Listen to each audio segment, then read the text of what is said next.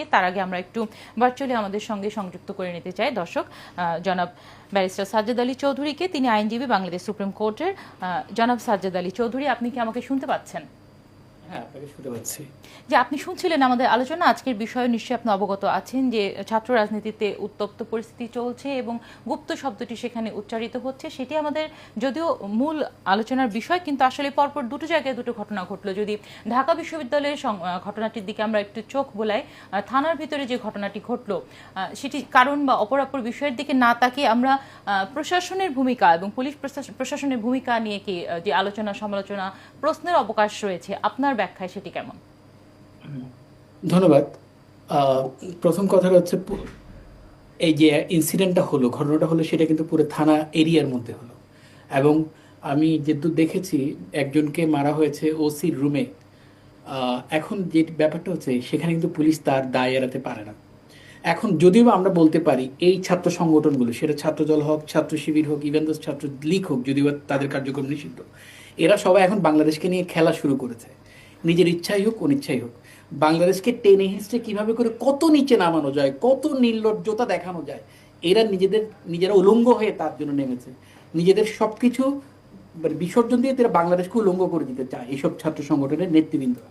এবং তারা যার কারণে থানায় গিয়ে একজন আরেকজনকে মারছে। আপনি কি উভয় সংগঠনকে দোষারোপ করছেন? আমি অবশ্যই উভয় সংগঠনকে দোষারোপ করছি।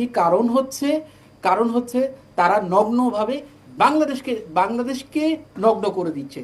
ওদিকে দেখেন তাদের অভিভাবকরা একসাথে কাজ করার জন্য সংসদে প্রতি ঘন্টায় প্রতি মুহূর্তে প্রত্যয় ব্যক্ত করছে, প্রধানমন্ত্রী প্রত্যয় ব্যক্ত করছে, বিরোধী দলের নেতা প্রত্যয় ব্যক্ত করছে, অথচ তারা সেখানে গিয়ে একজন আরেকজনের সাথে মারামারি করছে, একজন আরেকজনের সাথে খুনোখুনি করতেছে এবং বাংলাদেশকে সবার সামনে এক উলঙ্গভাবে মানে মানে উলঙ্গভাবে প্রদর্শন করার চেষ্টা করছে। যেমন বাংলাদেশ একটা তলাবিহীন ঝুড়ি, সেটাই তারা প্রমাণ করার চেষ্টা করছে। কিন্তু এখানে পুলিশ তার দায়িত্ব অবশ্যই এড়াতে পারবে না, যেখানে তার রেসপন্সিবিলিটি। কারণ থানায় একটা যখন মামলা হয় 154-এ, তখন সেটা কগনাইজেবল অফেন্স। 155-এ যখন একটা মামলা হয় সিআরপিসি অনুযায়ী, তখন সে নন কগনাইজেবল অফেন্স, সেখানে পুলিশ তদন্ত করবে।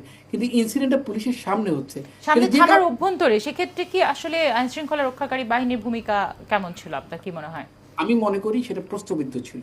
কারণ প্রথম কথা হচ্ছে শাহবাগ থানায় ঢোকার সময় এই ডাকসুর যে ছেলে পেলেগুলো ঢুকছিল, ওই সময় মনে হয় ভেতরে আরেকজন ছিল। আমি যদি ঘটনাটা জানি, ভুল হতে পারে অথবা শুদ্ধ হতে পারে এখানে। তখন তার ব্যাপারে এরা যাচ্ছিল, সেখানে তাদেরকে প্রথম থেকে মারা শুরু হয়েছে। এবং মারা শুরু হওয়ার পরে ছাত্রদলের কিছু ছেলে পেলে কিন্তু তাদেরকে আবার উদ্ধার করে ভেতরে নিয়ে গেছে। একজনকে শুনলাম ওসির রুমে নিয়ে গেছে, সেখানে ওসির রুমে গিয়ে মারা শুরু করেছে।